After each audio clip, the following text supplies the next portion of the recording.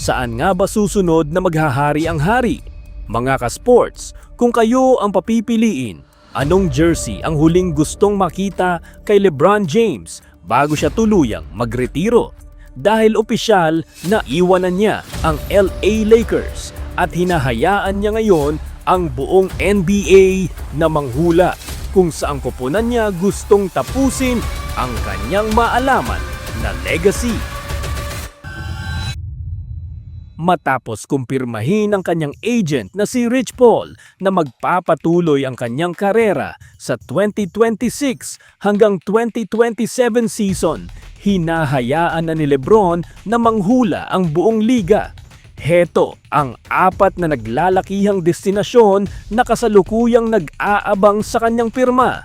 Una, The Last Dance sa Cleveland, ang pagbabalik sa kanyang hometown para sa isang emosyonal na retirement tour. Pangalawa, Miami Heat. Reunion ba ito ng dati niyang championship team, lalo na't may Giannis Antetokounmpo na sila? Pangatlo, Philadelphia 76ers. Ang powerhouse sa East na may sapat na espasyo para sa isang veteranong tulad niya.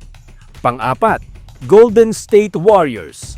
Isipin niyo na lang, LeBron at Steph Curry sa iisang koponan.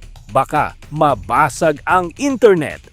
Habang abala ang mga GM sa pagpapadala ng voice memos kay Rich Paul, si King James, chill lang at pinapanood ang kaguluhan. Handa raw siyang pumirma kahit veteran minimum contract. Basta ba, may solidong tsansa na makasungkit ng isa pang singsing bago magretiro. Kayo, mga idol, saan nyo gustong makita ang huling yugto ng legacy ng nag-iisang King James? I-comment ang inyong hula sa ibaba.